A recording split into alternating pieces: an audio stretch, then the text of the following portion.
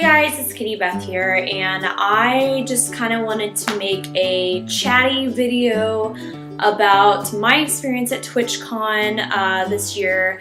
I was able to go to San Diego, luckily because I live so close, and I got to go to TwitchCon, go to a bunch of different panels, meet a lot of really cool people, and I kind of just wanted to sit down and talk about that with you guys, about my experience and things that I learned and whatnot. Those of you who follow me on Twitter probably saw that I said I was going to vlog while I was at TwitchCon, and I got back and was like, oh, I didn't pull out my camera once. Oops. But I still wanted to make a video to kind of reflect on everything, and I kind of just wanted to talk about like what Twitch means to me. And one of the things that was brought up at TwitchCon was this community that video games has created and the sub-communities that have kind of branched off of that, and how we all kind of fit into that community or those communities or one of those communities. And it was really interesting meeting people at TwitchCon because, you know, I heard a lot of people saying like, I found my people, and it was really interesting. It made me come home and kind of think about my past and growing up with video games and that culture and those subcultures branching off from that, and where I fit in and how I fit in and when I felt comfortable saying that I fit into those communities, because I feel like the people I've met kind of had similar paths getting to where they are today, and it was kind of just interesting like meeting people and learning about them and learning how they got into video games and how they got into Twitch and all of that. And I thought this would also be kind of a good opportunity for me to talk about that as well. So growing up, I grew up in a community where video games and gaming and being a quote-unquote nerd, that culture was not cool. And a lot of people would probably agree with that growing up, that that was not a cool thing. And I struggled with that, especially in like middle school and high school. I really struggled with that because you know, being a 15, 16, 17-year-old girl, like I wanted to fit in, but I also had this passion for this culture, and I didn't know, I couldn't like figure myself out in that culture, and I didn't quite know how to deal with it. And it wasn't until I went to college that I really became more comfortable with myself, and especially when I moved out to LA and was in an area where I don't know anybody, or I know very few people, I kind of got to start over, and that's when I really started becoming comfortable with who I am and what I love, and that's kind of how I got into Twitch. So rewind 26 years ago, now that I just turned 26 a couple days ago, I was born and I got into ballet at a very young age. I love ballet, love dancing, love performing. Ballet grew into choir and singing and acting and theater and that kind of performing world as well. And I ended up going to college and pursuing that as a degree and eventually as a career, which is why I ended up moving out to LA so I could be closer to the entertainment industry and be able to have more opportunities to get into the industry and work in the industry. So that was and is, well, that will always be my number one passion, my number one thing that I want to pursue in life. But at a very young age, I got into video games and I got into that culture. And it really started with my brother. My brother's 9.5 years older than I am. And so he was kind of in the prime time when a lot of the big consoles were coming out.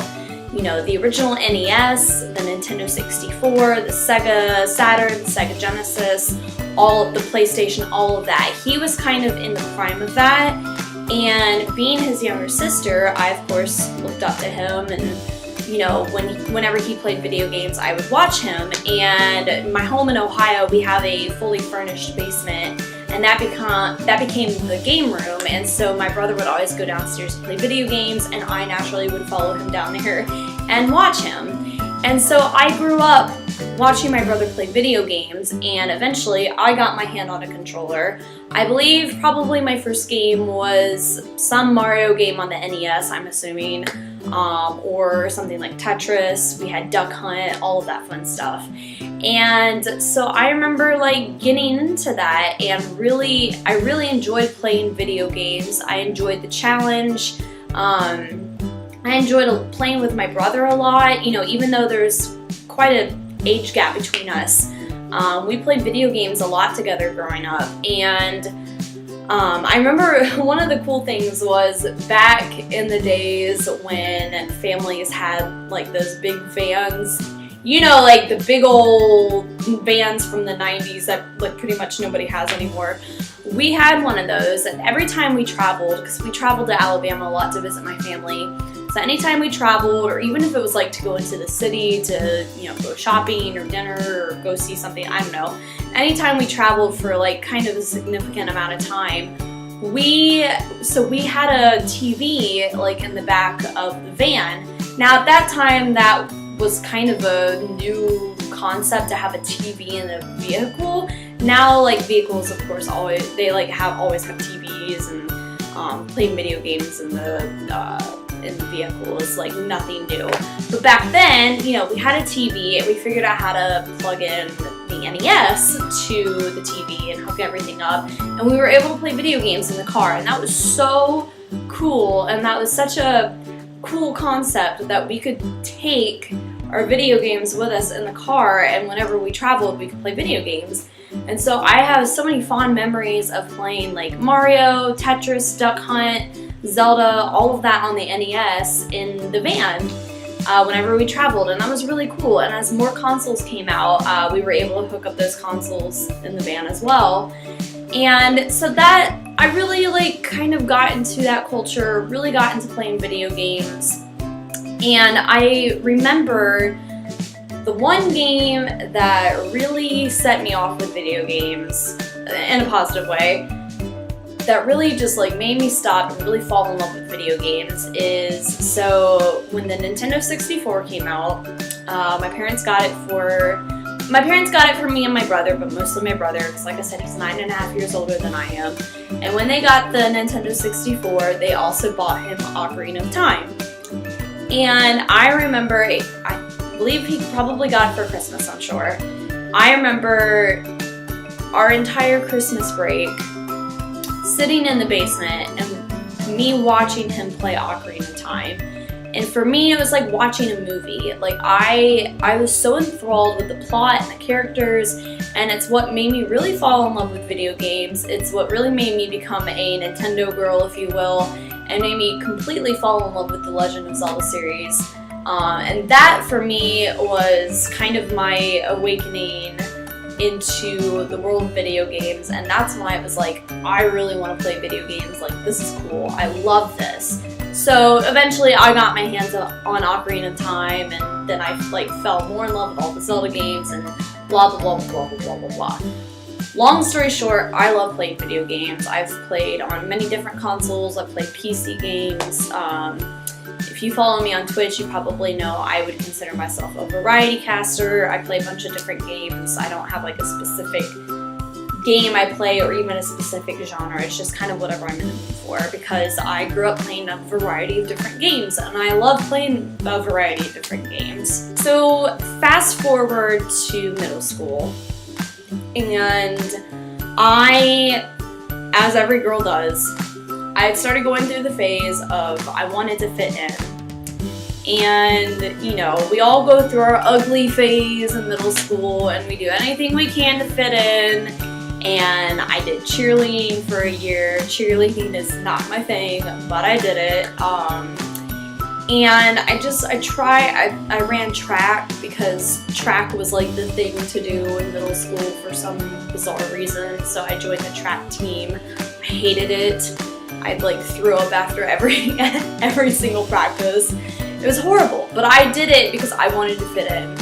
And like I said, I grew up in a very specific community and school system where the gaming culture and the nerd culture, I say nerd, I am a nerd and I'm proud of it, but that culture was not cool and was looked down upon, and those kids were laughed at and made fun of. And me, I struggled with it because I felt like I fit into that culture. I wouldn't necessarily say I would fit in with those types of those particular group of people, but I fit in more with that culture. But I also struggled because I was like, I don't want to fit in with that culture. I want to fit in with the cool kids, you know? And it was really tough. And I look back on it now and I'm like, good Lord, like, first world problems, I know. But I really struggled with that. And even like throughout high school, throughout a good chunk of high school, I struggled with that as well. But I eventually got into choir and theater, and I kind of found my little community there. And that community also kind of overcasted with the gamers because a lot of them were really into backstage work, and I became friends with a lot of those people as well, and it was really cool, and I kind of found like my thing through doing that. And obviously the older you get, the more you're like, whatever, I don't care. I had a really core group of really amazing friends in high school and middle school, and they were absolutely wonderful. I still keep in touch with quite a number of them, and it was fine. It was fine. But there was this part of me that I was like, I don't really feel like who I am, because I remember a lot of times, like throughout middle school and high school, like I would want to stay at home and play video games while, people were like going out to parties and whatnot. And like I struggled with that because I kind of felt like I had to hide that part of me in order to like fit in, even though like my friends were very accepting of me. And now, like fast forward to today, they all know I'm a huge geek and I'm like a huge gamer and all of that, and they love it and they're cool with it.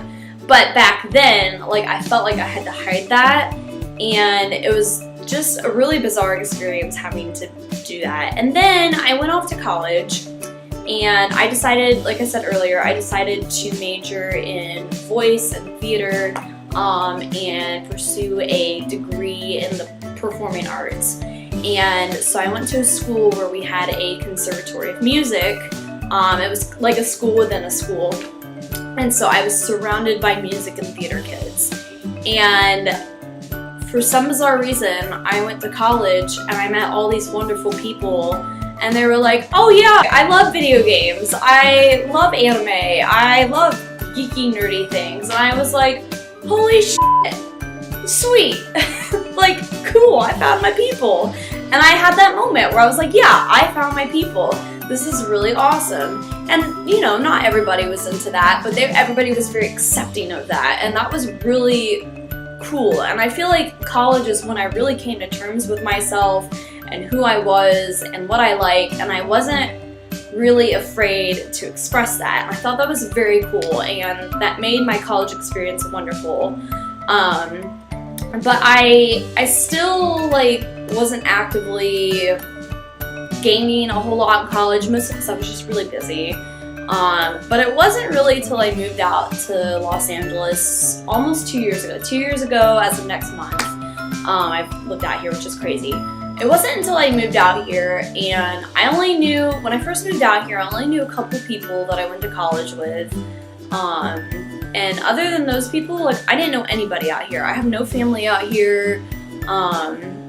Now a few more of my friends have moved out here, so like my roommate, she was one of my roommates in college. But when I first moved out here, I like really didn't know anybody. And it kind of for me was like a way of starting over. And when I moved out here is when I really started embracing YouTube more. I started exploring different areas of YouTube. I fell into the gaming world of YouTube, and I was like, hey, shoot, that'd be fun to do. Like I would love to do gaming videos. Like that'd be a lot of fun. And in the meantime, I had created a Twitch account maybe like a couple years ago. Didn't do anything with it, didn't really know what it was. I just kind of created one because I heard about it and I was like, and I created it and that was the end of it.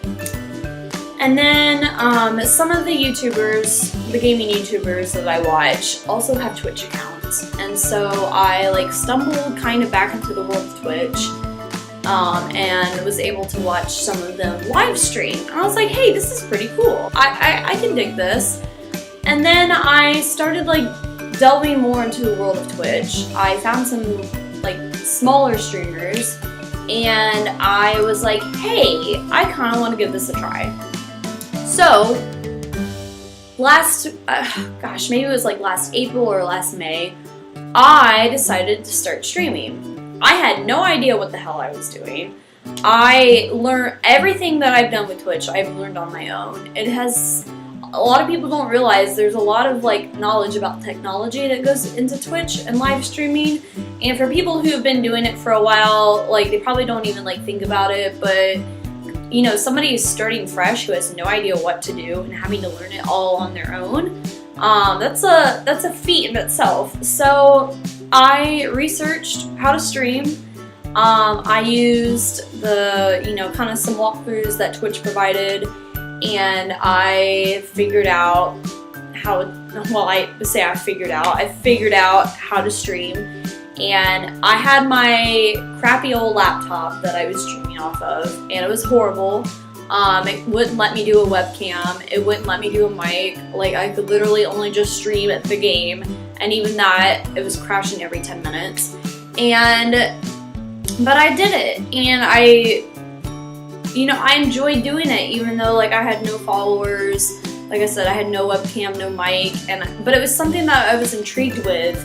And watching other streamers, I was like, I want to do that. I want to do that. That seems really cool. The community of Twitch at that time seemed very cool. But it wasn't until I got a new desktop back in July, a new PC, and I was able to throw a webcam and a mic at it and have kind of spruced things up a little bit. I'm in no way, shape, or means, or what am I trying to say? I'm in no way a big streamer at all. Like, I'm not even at 300 followers yet, but I have spruced things up enough that I've got a pretty consistent following, and I've got a small community of people who are in there, like almost every stream, and they are some of the most wonderful, nicest, funniest people. For me, Twitch has become like a social aspect. It's a time for me to get online and hang out with my friends, and that's so cool. And in the meantime, I'm doing something that I love to do, and that's play video games. So the few months leading up to TwitchCon, I met more people on Twitch, obviously, and majority of them were at TwitchCon. And it was so cool to meet these people in real life, like in person, IRL, if you will.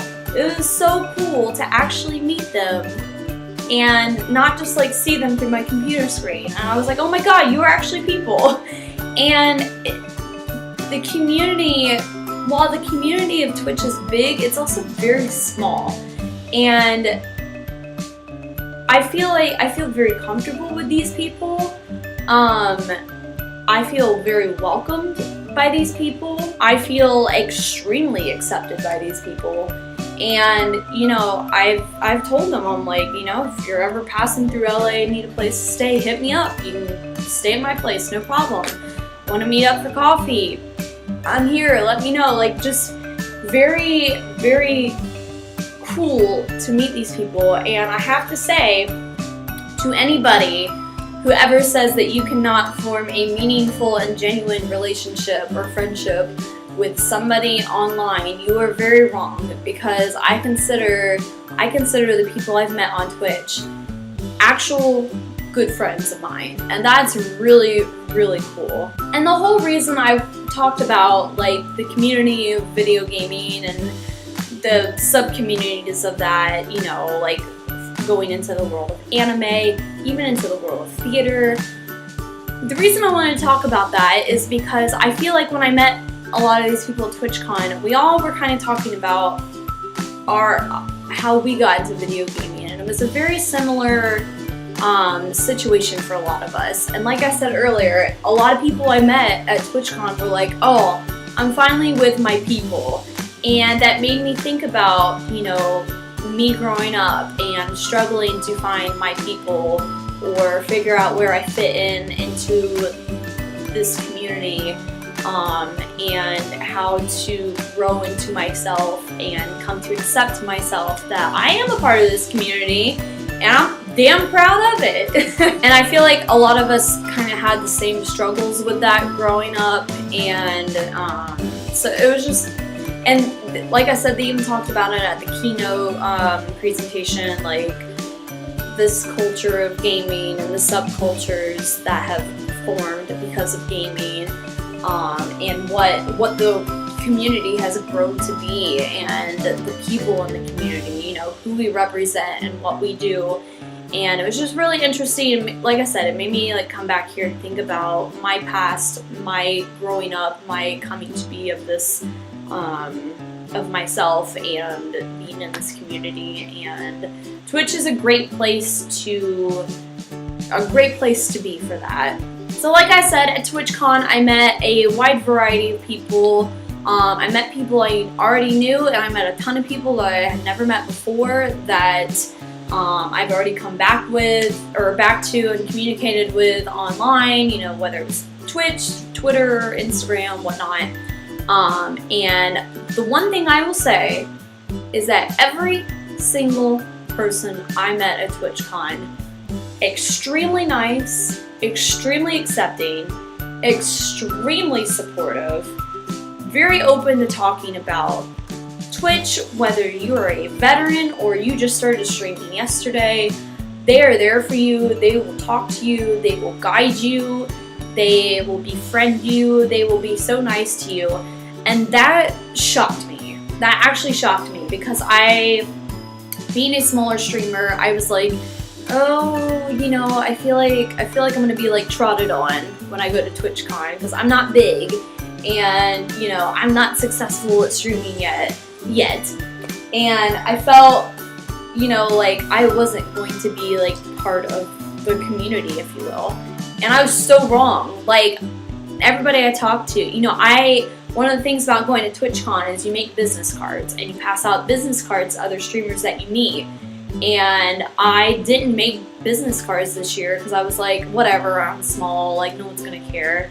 I had so many people ask for business cards, and I was like, shit, I don't have any, I'm sorry. And so I was like, next year I would definitely have business cards, even if I only have like 10 more followers than I do this year. It was just amazing, like how supportive everybody is of everybody there, and what a wonderful and positive community that is, and how contagious that environment can be because of how nice and supportive people are. And I hope that can spread out to other communities in this world, because it made me come back and just want to be a more positive and supportive person to anybody, because that's what the Twitch community is. And I wish everybody could take a chunk of that community and just like spread it everywhere. Whatever, I'm getting off on some weird tangent, I don't know.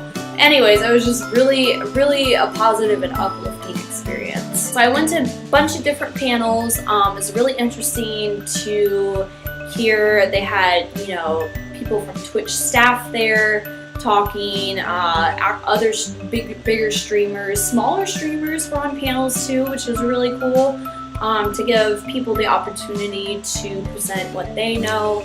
I learned a lot of new things I didn't know. There were some things that I did know, but it was just really interesting to go to some different panels, learn about ways they're going to update the chat system.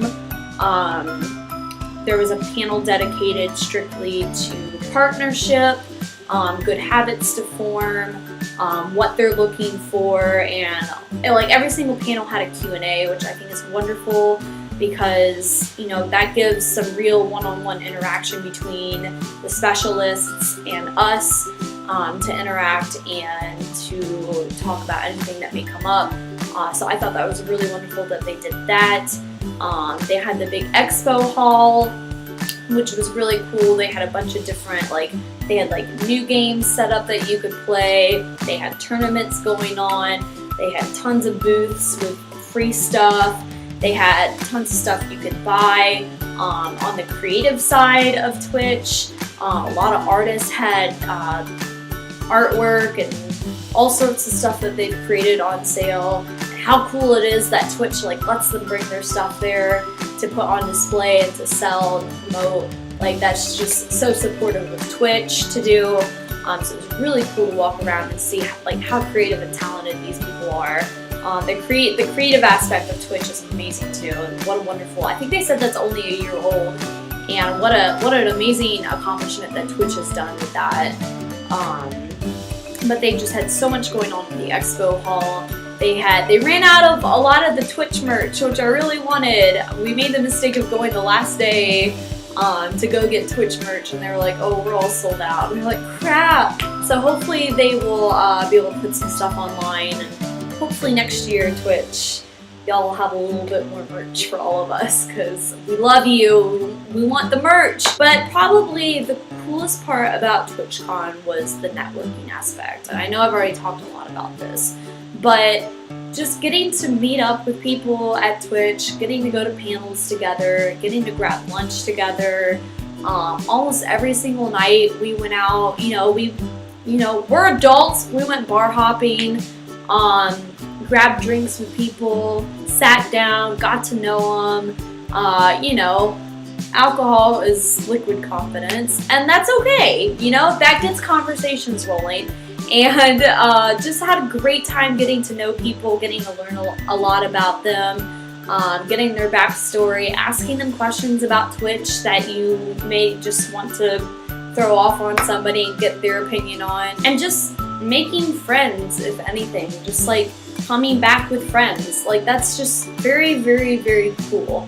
And I wish more people could go to TwitchCon. I wish more people in the Twitch community had the opportunity to go to TwitchCon, because it's such an uplifting, positive experience.